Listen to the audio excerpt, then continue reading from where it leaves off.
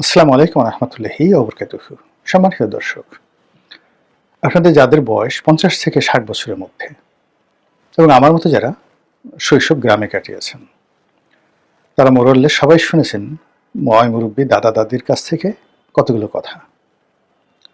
চুল কি বাতাসে পেকেছে, বা হাওয়া খেয়ে কি আমরা বুড়ো হয়েছি, দেশে আসলে কলিকাল, ছাগলে চাটে বাঘের গাল, কত কিছু দেখলাম, হায়রে কলিকাল, কিসে কি হচ্ছে, বেগুন গাছে, মানে এই সমস্ত নানা রকম যে প্রবাদ, যে সেই প্রবাদগুলো যারা শুনেছেন, হয়তো শৈশবে তাদের কাছে এই বিষয়গুলোকে কথার কথা মনে হয়েছে, বা নেহায়েত যাকে বলা হয় বৃদ্ধদের সেই অপ্রয়োজনীয় এবং অপাঙ্ক্তেয় বুলি হিসাবে মনে হয়েছে।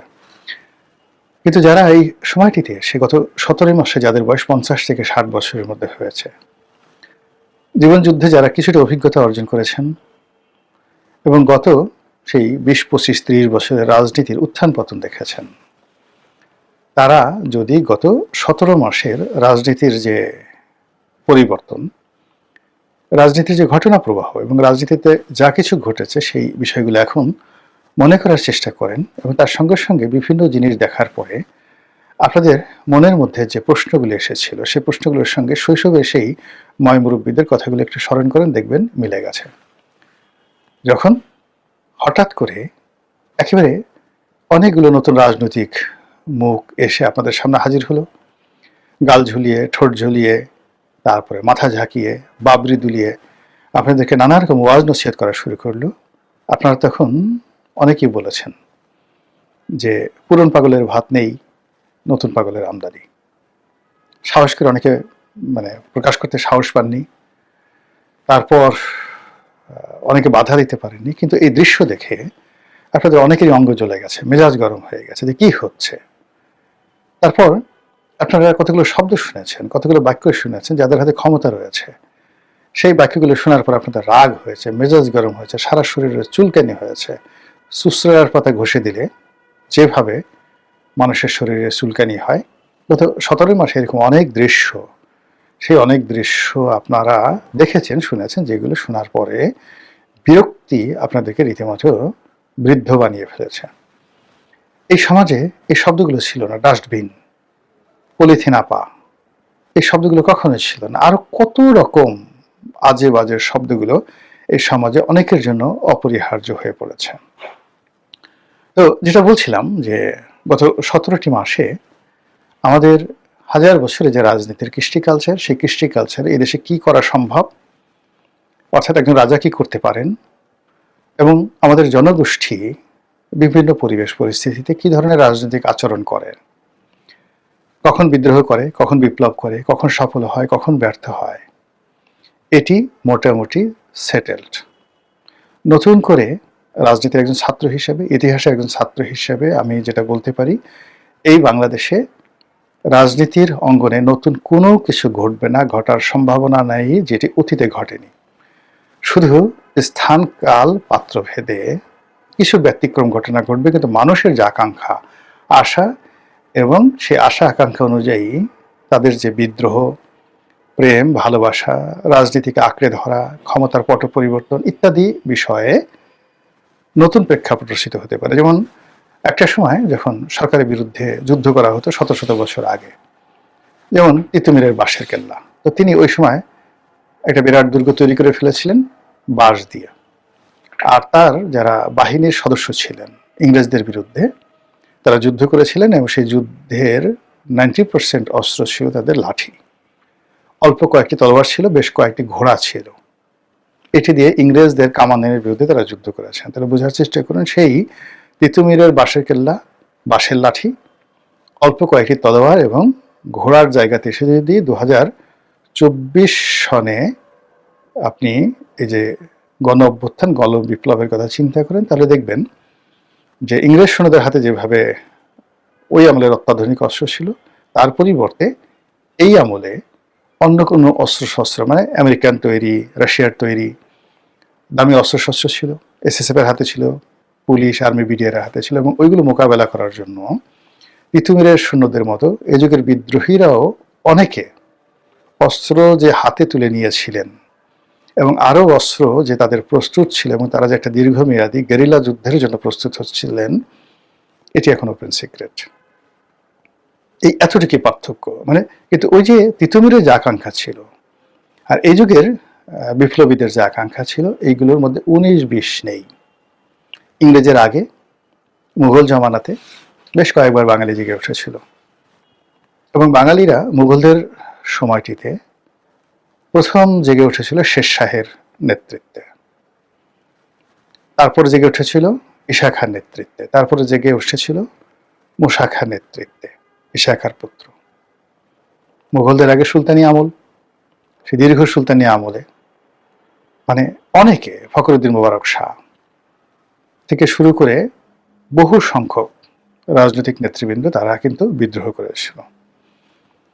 তার আগে সেন যুগ, মানে ইখতিয়ার উদ্দিন মোহাম্মদ বিন বখতিয়ার খলজির আগে সেন যুগ, সেন যুগের আগে পাল যুগ, 400 বছর আগের যে পাল যুগ, পাল যুগের আগে 100 বছরের যেটিকে বলা হয় মৎস্যান্যায়, 100 বছরের মৎস্যান্যায়ের আগে সেই থানেশ্বরের রাজা হর্ষবর্ধনের রাজত্ব, হর্ষবর্ধনের রাজত্বের আগে শশাঙ্কের রাজত্ব। এই তো ইতিহাস। আর এর আগে যদি আপনি আরো 5000 বছর আগে চলে যান, তাহলে সেই মহাভারতের যুগে জগদত্তের শাসন ছিল। তো সেই যে জগদত্তের যুগ থেকে আজকের ডক্টর মোহাম্মদ ইউনূসের যুগ পর্যন্ত বাঙালির যে স্বাধীনতার আশা আকাঙ্ক্ষা, রুখে দাঁড়ানোর আকাঙ্ক্ষা, এই সবগুলোই সেম, 19-20 নেই। নতুন করে কোনো কিছুর যাকে বলা হয় এখানে স্কোপ নেই। এর কারণ হলো মানুষের যে হিউম্যান বডি আর মাইন্ড, এটা চিরায়ত। মানুষের আত্মা কখনো মরে না। এই আত্মা একসাথে তৈরি হয়েছে, সেই সমস্ত আত্মাগুলো, রূহগুলো একসাথে তৈরি হয়েছে। এই আত্মাগুলো আল্লাহ বিভিন্ন সময় পাঠায় পৃথিবীতে, ওটা একটা দেহ ধারণ করে। আবার এই দেহ থেকে আত্মাগুলো চলে যায়, চলে গিয়ে একটা জায়গাতে আল্লাহর কাছে যায় এবং কিয়ামতের ময়দানে সকল আত্মাগুলোকে আবার শরীরের মধ্যে প্রবেশ করানো হবে। যত শরীর একসাথে জেগে উঠবে। এই তো সংক্ষিপ্ত কালের সংক্ষিপ্ত ইতিহাস। তো এই চিরায়িত যে মানুষের রাজনৈতিক আশা আকাঙ্ক্ষা, সেই আশা আকাঙ্ক্ষার বিপরীতে গিয়ে গত 17 মাসে আমরা কত কিছু শুনলাম। কিংস পার্টি শুনলাম, নতুন বন্দোবস্ত শুনলাম, রিসেট। তো এটা নিয়ে যারা এগুলোর বক্তা, তাদের বক্তব্য শুনলে মনে হতো যে তারা এই বাংলাদেশের সব কিছু এমনভাবে সংস্কার করবে যে এই বাংলাকে আসলে চেনাই যাবে না। এটা হয়তো সিঙ্গাপুর হয়ে যাবে, ফ্রান্স হয়ে যাবে, ইংল্যান্ড হয়ে যাবে, আমেরিকা হয়ে যাবে রাতারাতি। কিন্তু 17 মাস পরে দেখলাম যে কিছু তো হয়নি, বরং আমাদের এই বাংলাদেশের, স্বাধীন বাংলাদেশে যে সময়গুলোকে আমরা সবচেয়ে নিন্দনীয় এবং খারাপ সময় বলি, পরিস্থিতি তার চেয়ে খারাপ হয়েছে। এরপরে কিংস পার্টি গঠন করা হবে। কিংস পার্টির যারা নেতা তারা প্রধানমন্ত্রী হবেন, এমপি হবেন, মন্ত্রী হবেন। গত 17 মাসে এই দাপটগুলো দেখতে দেখতে আমাদের ঘেন্না ধরে গেছে। এখন এই সকল কুশীলব যারা ছিলেন তাদের এতটা দুরবস্থা যে তারা রাস্তাঘাটে এখন রীতিমতো তুচ্ছ তাচ্ছিল্যের শিকার হচ্ছেন এবং তারা নিরাপত্তাহীনতায় ঘর থেকে বের হচ্ছেন না। এবং আগামী দিনে এ রাষ্ট্র যদি তাদেরকে নিরাপত্তা না দেয়, আশ্রয় না দেয়, তাদের অবস্থা যে কি হবে একমাত্র আল্লাহ রাব্বুল আলামিন ছাড়া কেউ জানেন না। এরপরে যারা এই বিভিন্ন দেশ থেকে আসছেন, বিদেশ থেকে আসছেন, সে কি দাপট তাদের। কেউ ইংরেজিতে কথা বলার সময় মানে গাল বাঁকা করে ফেলেন, চোখ টিপ মারেন। অনেকটা ওয়েস্টার্ন ওয়ার্ল্ডে আপনি দেখবেন যে ইংরেজিতে কথা বলতে গিয়ে কেউ হয়তো অতিরিক্ত ওভারে স্মার্টনেস দেখাতে গিয়ে হাত দুটো উঁচু করেন, আঙ্গুল বাঁকা করেন, ভি চিহ্ন দেখান, ঘাড় বাঁকা করেন। এই জাস্ট হাই, এরকম একটা যে আসে না, hi, hello, hi, so nice, এরকম একটা জাস্ট কিছু জিনিস না দেখালে বোঝা যায় না। তো এরকম অনেকে দেখান কথাবার্তা বলার সময়। সে অনেক লোক আছে। আপনি যদি অ্যান্থনি হপকিন্স, ব্রিটিশ অভিনেতা, সেই দ্য সোর্ড অফ জরো,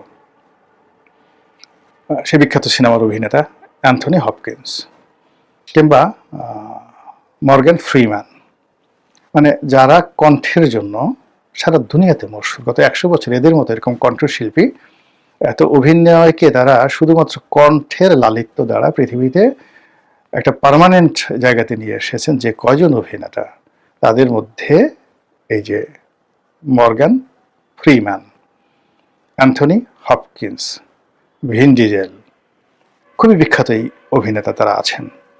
তো ইনক্লুডিং রাসেল ক্রো, সেই গ্ল্যাডিয়েটর সিনেমার যে নায়ক। তো তারা যেভাবে ইংরেজি বলেন, যেভাবে ঢং করেন, রং করেন, সেইভাবে আমাদের দেশে হঠাৎ করে কিছু লোক, ইংরেজি বলা কিছু লোক আসলো। এখন গিয়ে দেখেন তাদের মানে এমন একটা দুরবস্থা, তাদের টেনশনে মানে এখন তারা কিভাবে বাদ দেশে যাবেন, এত বড় বড় কথা বলেন, তারা এতদিন কিছুই করতে পারেনি। এখন অনেকের বেল্ট এদিক হয়ে থাকে, তারপর শেষে কোট এলোমেলো হয়ে থাকে, অনেক সময় শার্টের বুতাম লাগানো থাকে না, প্যান্টের চেন লাগানো থাকে কি না আমি আসলে দেখিনি কখনো এইভাবে কাছে, এরকম এলোমেলো একটা অবস্থা হয়ে গেছে। তারপর যেটা নতুন সংবিধান লেখা, রিসেট বাটনে চাপ দিয়ে অতীতের সকল ইতিহাস মুছে ফেলে দেওয়া, মুক্তিযুদ্ধের একটা নতুন ডাইমেনশন তৈরি করা, ৭১কে মুছে ফেলে সেখানে ২৪-এর যে আমরা যেটাকে গণ অভ্যুত্থান বলি, এটাকে বলা হয় ২৪-এর মুক্তিযুদ্ধ। সেই ২৪-এর মুক্তিযুদ্ধকে প্রতিস্থাপন করা এবং জুলাই আগস্ট বিপ্লবের যেই মাহাত্ম্য, সেই মাহাত্ম্যকে কাজে লাগিয়ে একটি বিপ্লবী সরকার গঠন করে এই দেশটিকে রীতিমতো একটি স্বর্গোদ্যান, স্বর্গের বাগানে রূপান্তরিত করার যে বড় বড় বুলি গত ১৭ মাসে যারা দিয়েছেন, এখন আজকের এই দিনে তাদের সকলের করুণ দশা দেখলে আমাদের যারা সাধারণ মানুষ রয়েছে, আমাদের মধ্যে যাদের একটু দিল নরম, মন নরম, তাদের অনেকেরই মায়া লাগে। অনেকের মনে হয়, ইস, এই লোকগুলো এই কয়দিন এত কথাবার্তা বলেছে, এখন আমাদেরকে দেখলে তোদের লজ্জা করবে। এজন্য আমরা যেন ওদের মুখোমুখি না হই, এজন্য আমাদের উচিত বোরকা পরা, হিজাব দেওয়া, যেন পর্দা করা, যেন আমাদেরকে দেখলে ওদের শরম না লাগে। কারণ আমরা তো আসলে বাঙালি যে নেশন, বেশিরভাগ মানুষ হলো ভদ্রলোক, কাউকে বিব্রত করতে চায় না, কারো সঙ্গে ক্ল্যাশ করতে চায় না, এবং ক্ষমতা যাদের হাতে থাকে তাদেরকে আমরা সম্মান করি। তো সেই দিক থেকে ১৭ মাসের যারা ক্ষমতাধর যারা লোকজন রয়েছেন, তারা এখন এই নতুন অবস্থাতে পড়ে না দক্ষিণে যাবেন, না উত্তরে যাবেন, না পূবে যাবেন, না পশ্চিমে যাবেন, না ইংরেজিতে বলবেন, না বাংলায় বলবেন, না আরবিতে বলবেন, না দিল্লিতে যাবেন, না পিন্ডিতে যাবেন, না বেইজিংয়ে যাবেন, না ওয়াশিংটনে যাবেন, সব দিক হারিয়ে মানে এমন একটা অবস্থা হয়ে গেছে যে একটা মানুষকে যদি আপনি অনেকক্ষণ ধরে ঘুরান, একটা লাঠিমের মতো ঘুরান, তারপর ছেড়ে দেন, ও দেখবে যে ঘুরতে থাকবে এবং ঘুরতে ঘুরতে চিত হয়ে পড়ে যাবে। এখন এই ১৭ মাসে যারা কুশীলব, তারা বেশিরভাগই ওইভাবে ঘুরছেন লাঠিমের মতো। ঘোরার পরে শেষ পর্যন্ত তারা দাঁড়িয়ে থাকতে পারবেন নাকি ওই যে আমাদের শৈশবে আমরা নিজেরা যখন ঘুরতাম, ঘুরতে ঘুরতে একটা সময় আমরা একেবারে চিত হয়ে পড়ে যখন আকাশের দিকে তাকাতাম, মনে হতো দুনিয়াটা ঘুরছে। এখন এই কুশীলবরা কি দাঁড়িয়ে থাকতে পারবেন, না ওইভাবে চিত হয়ে পড়ে দেখবেন যে সারা দুনিয়া ঘুরছে? সেটা সময় বলে দেবে। আসসালামু আলাইকুম ওয়া রাহমাতুল্লাহি ওয়া বারাকাতুহু।